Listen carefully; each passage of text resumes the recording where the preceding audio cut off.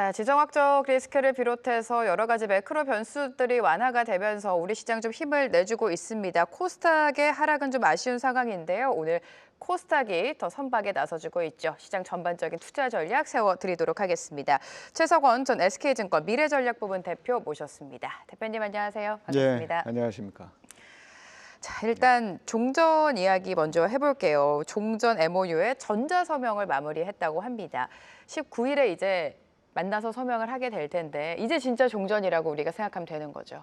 예, 그렇게 생각해야 되겠죠. 지금 한 40번 정도 이야기를 했대요, 트럼프 대통령이. 네, 맞습니다. 뭐 하도 그러니까 종전을 하고 싶었던 마음은 굉장히 많았던 것 같아요. 맞아요. 그런데 이제 원하는 만큼의 어떤 결과를 도출해내지 못하니까 계속 그런 얘기를 반복하면서, 근데 그런 얘기를 반복한다는 것 자체가 종전에 대한 의지를 뭐 나타내주는 거기도 하니까, 한편으로는 뭐 여전히 전쟁의 의외성이라는 측면을 감안할 때 뭐 100% 이게 다 끝이다 이렇게 얘기할 수는 없겠지만, 적어도 이제 시장에서 판단할 때 이미 또 어느 정도는 이 종전과 관련된 부분들을 반영해 오기도 했고, 또 불확실성 속에서 그걸 소화해내는 그런 모습도 보였기 때문에 전쟁과 관련된 이슈는 이제는 조금 좀 내려놔도 되지 않을까. 네. 이게 뭐 생각해 보면 3개월이 넘었죠, 그죠? 넘었죠. 예, 그러니까 굉장히 긴 기간 동안 굉장히 큰 변동성을 나타내게 한 그런 재료였었는데, 이제 이런 재료들이 좀 잦아들고 우리가 이전에부터 계속 관심을 가졌던 여러 다른 재료들이 이제 다시 부각되는 그런 시점이라고 생각이 듭니다. 네, 전쟁이 금방 끝날 줄 알았는데 3개월 넘게 이어지면서 시장의 큰 변수로 자리 잡았습니다. 이제 이 불확실성이 없어지는 만큼 그걸 반영해서 미증시도 그렇고 우리 시장도 그렇고 종전 시그널과 함께 계속해서 상승부를 켜내주고 있죠.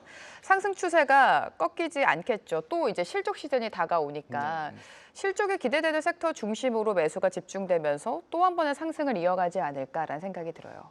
예, 그 뭐 제가 사실은 이 계속적으로 좀 말씀을 드려왔던 건데, 네. 지금 이 시장을 움직이고 있는 기본 요소가 있고, 전쟁이 등장함으로써 이제 준 충격이 있었어요. 그래서 중간중간에 보면 전쟁 때문에 떨어졌다, 전쟁 때문에 올라갔다가 좀 종전 소식이 들려오면 올라가는 뭐 이런 식의 왔다 갔다가 있었지만, 그 저변에 있는 어떤 큰 흐름은 상승 추세를 계속 유지시키고 있었다라고 보는 겁니다.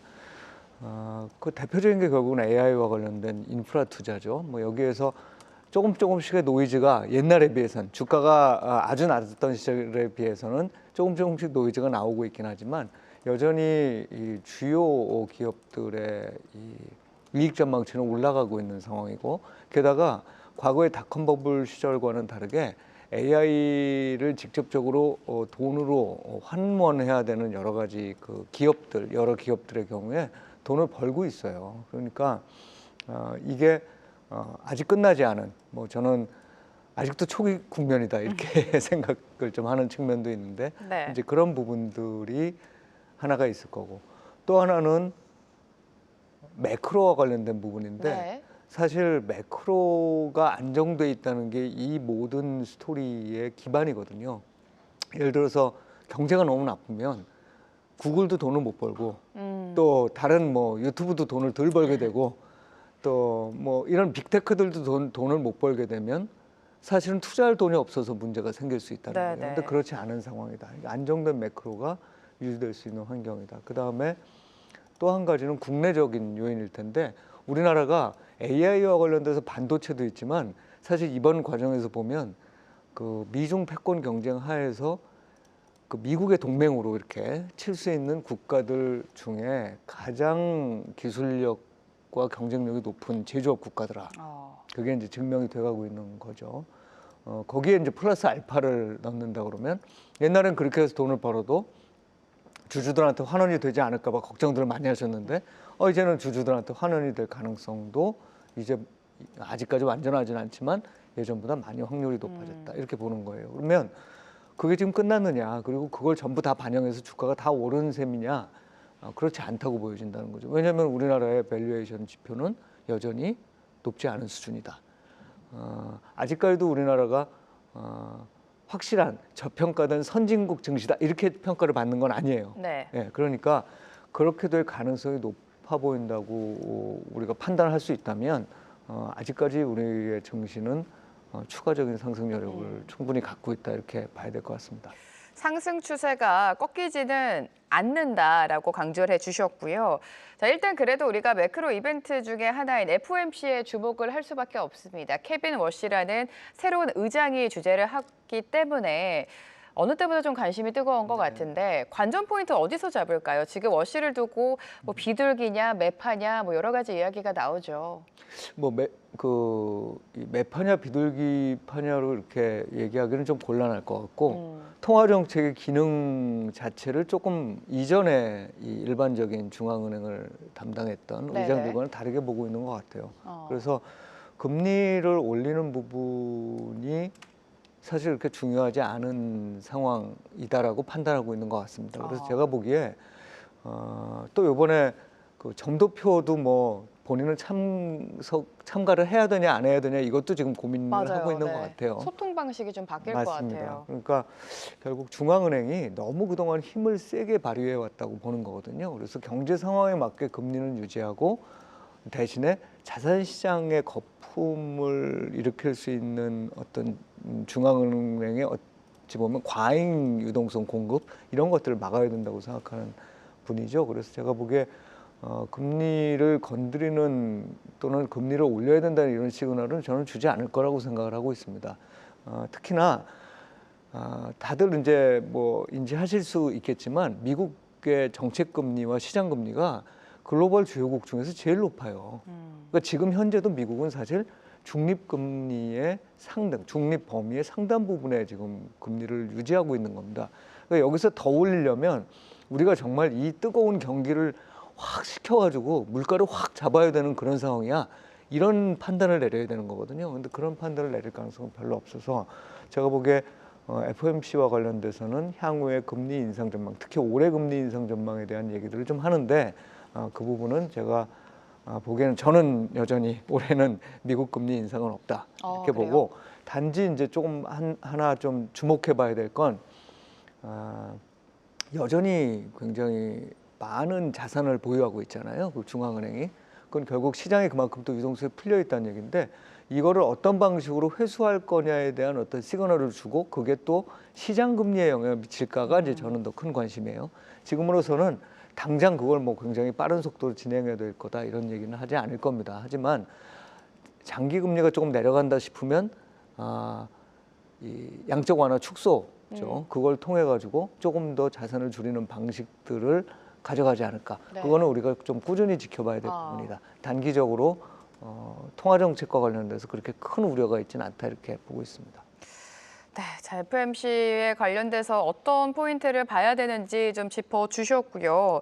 외국인의 수급 동향도 한번 보도록 하겠습니다. 오늘 또 1조 넘는 물량을 거래소 시장에 던지고 있습니다. 어제까지 정말 모처럼 3일 연속 이렇게 빨간불 적극적인 매수가 들어온 게 얼마 만인지 모르겠는데 앞으로의 외국인의 수급 동향은 어떻게 흘러갈까요? 좀 이제 들어오지 않을까요? 그 사실은 네. 이 작년부터 시작해서 작년 하반기부터 지금까지 엄청나게 많은 규모를 대규모의 이제 매도를 한 팔았죠. 거잖아요. 네. 근데 그거는 사실 디폴트 값이라고 봐야 된다. 이게 이제 제가 쭉 말씀을 드렸던 거고 외국인 투자자들은 대부분 기관 투자자들인데 기관 투자자들도 뭐 한 명은 아니고 여럿이지만 전반적인 기조라는 건 중립 이상으로 너무 빠르게 올라가면 그거를 줄여줘야 된다. 그런데 이 말씀도 들었었어요.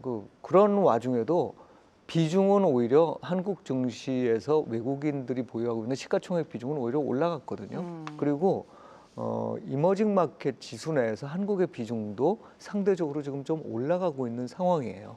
그러니까 원래 우리나라에 대해서 정말 뭐 당신들은 그냥 옛날이랑 똑같은 나라야 이렇게 보고 똑같은 기업들이야 이렇게 봤으면 지금보다 훨씬 더 많은 물량들을 팔았었어야 돼요. 그런데 그러지 않은 상태에서의 매도 물량들이 지금 쭉 나오고 있는 상황이라고 보면 될 것 같습니다. 그래서 분명한 거는 우리가 아까 말씀드렸다시피 저평가된 선진국 시장이 된 건 아니지만 이머징 마켓 중에서는 고평가되고 상대적으로 좋게 봐도 된다는 네. 나라로 이제 증시로 가고 있는 거는 간 거는 분명한 것 같아요. 그래서 그 과정이라는 건 이미 많이 매도한 물량을 감안하면 이제 매도 물량은 조금 잦아들 가능성은 있다. 그렇다고 해서 매수가 막 등장해가지고 이전에 뭐 외국인 매수가 모든 걸 다 끌어올려 이런 상황이 되기는 지금은 좀 어려운 상황이고, 그러기에는 우리 증시가 너무 올라서 그분들 입장에서, 외국인 투자자 입장에서도 이거를 계속적으로 비중 조절을 해야 되는 그런 상황이라는 점은 분명하다. 그래서 이 외국인들이 주도적으로 어떤 이 시장을 이끌어가는 매수세로 등장하기보다는 그나마 매도가 좀 잦아들었다는 걸로 네. 생각하고 국내 수급이 어떻게 움직일 거냐를 좀 더 주목해야 되는 그런 시기가 아닌가 싶습니다. 중요한 건 한국 증시를 바라보는 시각이 과거와는 완전히 달라졌다는 점에 우리가 좀 의미를 둬야 될 것 같고요. 환율 이야기도 안 할 수가 없습니다. 환율이 좀처럼 떨어지지 못하고 있어요. 좀 떨어졌다고 하더라도 이미 너무 높은 수준에서 거래가 되고 있기 때문에 네. 앞으로의 환율 전망은 대표님 어떻게 하세요? 환율이 네. 전쟁 때문에 조금 더 이렇게 튀어오른 부분이 분명히 있었어요. 그리고 그 부분에 대해서는 조금씩 지금 밑으로 조정을 받고 있는, 그래서 밑으로 내려가고 있는 상황이긴 하죠. 그런데 이제 문제는 우리나라 환율의 균형점이 이전에 비해서 많이 올라가 있는 것 역시 분명한 것 같아요. 지금 가장 조금 의아하게 생각하는 것 중에 하나가 경상수지 흑자가 이렇게까지 많이 나는데, 맞아요. 그죠? 사상 최고치를 그러니까요. 계속 네. 경신해가면서 1년 연간으로 보면 정말 수천조의 경상수지 흑자가 나는데 어떻게 돼서 환율이 지금 이 상태냐. 그 얘기인즉슨 기업들이 달러로 돈을 번 다음에 그거를 원화로 바꾸지 않는다는 거예요. 그러니까 원화로 바꾸지 않는 뭐 목적이 있겠죠. 예를 들면 새로 투자를 할 때도 내가 어차피 글로벌 시장에서 사야 되는데 뭐 못하러 원화로 바꿨다가 다시 달러로 바꿔가지고 그 일을 하겠습니까? 그러니까 결국은 그런 수요가 상당히 많다는 얘기고, 달러 자체의 매력도가 이 전쟁도 전쟁이지만 크게 떨어지지 않았어요. 네, 그렇기 때문에 기업들 입장에서는 굳이 이거를 환전했다가 뭐 다시 바꾸고 뭐 그런 어떤 필요성을 크게 느끼지 네. 않는다. 그래서 보유하고 있는 상황이고, 게다가 거기에 이제 더해진 게 외국인들이 팔아서 지금 가야 되는 상황이었었잖아요. 그러니까 외국인들이 이제 잦아드는 만큼, 매도가 잦아드는 만큼 환율은 지금보다는 조금 더 떨어질 거라고 봅니다만, 계속 1,400원대 중후반의 높은 환율이 유지될 가능성은 매우 높다. 그래서 그거를 토대로 외국인 중에도 분명히 뭐 환율 보고서 막 들어오려는 친구들도 있을 수 있어요. 네. 그러니까 원화가 강해지니까 뭐 주가도 오르고 원화도 강해지면 더 좋아, 그러니까 들어와야지, 이런 친구들, 그런 분들도 계시겠지만 그게 어떤 주요 동력이 되기에는 환율의 하락폭이라는 게 조금 좀 밋밋하지 않을까라는 생각은 하고 있습니다.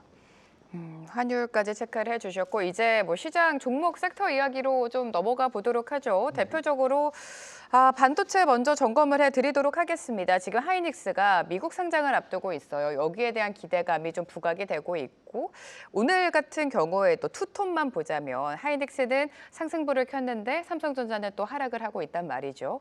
하이닉스에 대한 기대감이 조금 더 큰 상황인 것 같아요. 그리고 7월 달에 실적 시즌이 시작이 되면 이 두 기업 모두 또 굉장한 실적을 내지 않을까요? 네네, 맞습니다. 현 시점에서 어떤 전략 유효합니까?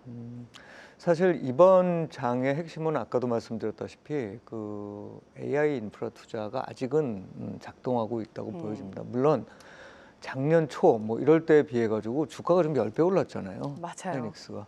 10배 오른 시장은 가격적인 부담을 투자자 누구라도 안을 수 있는 상황이에요. 근데 질문을 좀 우리가 바꿔보자는 네. 거죠.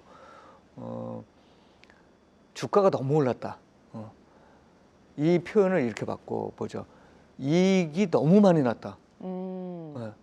이익이 너무 많이 나서 앞으로는 이렇게 이익을 못 낼 것 같다. 그렇게 생각하시는 분들은 이건 뭐 당연히 팔아야 되는 상황인 거죠, 하이닉스를. 그런데 요번 분기, 이제 지난 분기 실적에 대한 얘기를 이제 실적 발표가 있을 테지만, 앞으로 7월 달 들으면서 네. 실적 발표 얘기가 나오겠지만 실적이 계속 상향 조정되고 있어요. 그러니까 여전히 반도체 가격은 높고 이제는 물량도 증가하는 추세가 수출로 확인이 됩니다. 그래서 이 병목이, 물론 뭐 병목이라는 게 좋은 건 아니고 언젠가는 병목이 해소가 되면 가격이 정상화되겠지만, 지금 현재 물량이 증가하는 속도하고 가격이 조절되는 속도를 보면 하이닉스와 삼성전자의 이 이익은 계속적으로 늘어날 가능성이 있다고 보는 겁니다. 그러면 그 이익에 비해서 지금의 주가는 어떠냐? 지금 주가는 여전히 싸다는 거예요. 그러니까 뭐 얼마로 주가를 전망하느냐는 사실 그 애널리스트의 영역이지만 지금 최고가 주가로 보면은 여전히 하이닉스나 삼성전자 모두 2배 가까운 상승이 가능하다고 보는 거고, 이거는 비단 우리나라뿐만 아니라 미국의 마이크론이라든지 또는 유사한 반도체 회사들도 네. 비슷하다는 거예요. 이미 그 소식 때문에 너무 오른 대표적인 기업이 어디냐면 일본의 키옥시아입니다. 아, 근데 키옥시아는 사실 삼성전자, 하이닉스에 비하면 기술력을 비롯해서 모든 면에서 열의인 기업인데, 물론 그래서 워낙 주가가 싸기도 했지만 이번 장에서 거의 40배 가까이 오른 거죠. 네. 그러니까 이런 거는 저는 말도 안 된다고 봐요. 하지만 지금 현재 하이닉스하고 삼성전자는 상당히 이익을 이익의 증가 속도도 반영하지 못한 상태에서 올라가고 있는 주가이기 때문에 충분히 걱정하면서 올리고 있다. 그래서 여전히 상승 여력이 있다고 생각을 하고 네. 있고, 포트폴리오에서 중심으로 가져가야 된다고 생각을 합니다. 저희가 투톱을 이야기할 때 뭐 목표 주가가 연일 상향되니까 뭐 얼마까지 갈 거다 이걸 보기보다는 이익을 봐야 된다. 이익이 뭐 끊임없이 상향 조정되고 있죠. 이익되는 그 폭에 조금 더 집중해보자라는 게 대표님의 말씀이시고요. 반도체 투톱 이야기했으니까 짝꿍처럼 따라오는 소부장 이야기도 좀 해봐야 될 것 같은데, 소부장도 이제 낙수 효과를 받으면서 좀 선별적으로 특히 장비단에 좀 많이 움직이기는 했죠. 소부장도 긴 호흡으로 계속 홀딩입니까? 네, 그렇게 봅니다. 네. 그러니까 결과적으로 소재 부품, 뭐 장비 모두 다 이 반도체와 관련된, 또는 반도체뿐만이 아니에요. 사실은 소부장이라고 하면 특히 이 부품 장비 업체들은 AI 인프라 투자와 관련된 각종 투자들 있잖아요. 거기에 네. 들어가는 모든 기업들, 예를 들면 뭐 2차 전지도 될 겁니다. 그리고 때로는 이렇게 열을 냉각시키기 위한 부분들도 있을 거고요. 그런 부분들에 들어가는 소재 부품 장비들은 투자의 증가를 통해서 계속 수혜를 받을 수밖에 없어요. 단지 뭐가 문제냐? 너무 빠르게 주가가 그거를 반영했다가 돌아왔다가 반영했다가 돌아왔다가 하는, 그러니까 기대가 너무 빨리 변동이 앞서갔다가 좀 다시 커요. 네. 이런 상황인 거죠. 그래서 사실 이런 종목들은 정말로 내가 종목을 잘 선택할 수 있는 재주가 있고, 나는 늘 사는 종목마다 오른다 이런 식의 경험이 있으신 분이 아니면 견디기 힘든 종목들이거든요. 그렇기 때문에 이런 경우에는 보통 투탑 플러스 알파의 반도체 이 ETF 같은 ETF요? 것들을 이용해서 전반적인 어떤 변동성들을 좀 줄이면서도 어찌 보면 전문가들의 이 선별 능력을 믿는 거죠. 이제 그런 식으로 접근하는 게 좋다고 봅니다. 아주 큰 흐름으로 보면 여전히 소부장도 계속해서 상승 추세에 있다고 봐야 될 것 같습니다. 하지만 종목 선정이 어렵다면 투톱을 중심에 두고 소부장은 ETF도 하나의 대안이다라는 말씀이시고요. 자, 전반적인 투자 전략을 좀 세워주셔야 될 것 같아요. 6월장이 얼마 남지 않았고 FOMC라는 이벤트가 지나가고 실적 시즌을 앞둔 시점에서 어떤 전략이 유효할까요? 네, 시장이란 늘 많이 오르면은 항상 팔아서 이익을 실현하려는 사람들이 생기게 마련이고, 조그마한 뉴스에도 이렇게 흔들리게 그렇죠, 마련이죠. 네. 하지만 지금 상황은 주식을 보유하고 계신 분 입장에서 보면 보유하는 게 좋다. 그래서 그러니까 비중을 줄이지 말자는 게 일단 기본적인 이 생각이고, 또 지금 상황에서 AI 인프라 투자가 가장 핵심적인 이슈라는 점에서 눈을 돌리지 말아야 된다.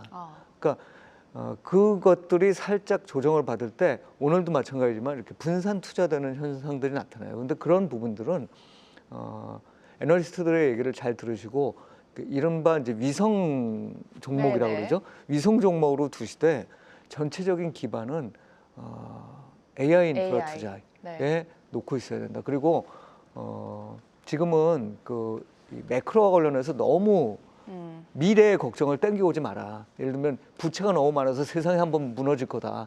인플레이션이 이게 뭐 그냥 있을 거냐. 앞으로 계속 또 올라갈 거다. 이런 거에 너무 걱정을 하시게 되면 손이 안 나가죠. 그러니까 이제 그렇지 않은 상태에서 본인의 포트폴리오를 유지한 상태로 조금 좀 지켜보시는 네. 이런 전략이 지금으로서는 개인 투자자들한테는 가장 유리하지 않을까 싶어요. 네. 가장 중요한 투자 전략은 AI 인프라 투자가 그 중심이 되어야 한다. 오늘 계속해서 강조해 주셨습니다. 참고해 보시기 바라고요. 오늘 최석원 대표와 이 시간 함께했습니다. 도움 말씀 감사합니다, 대표님. 네, 고맙습니다.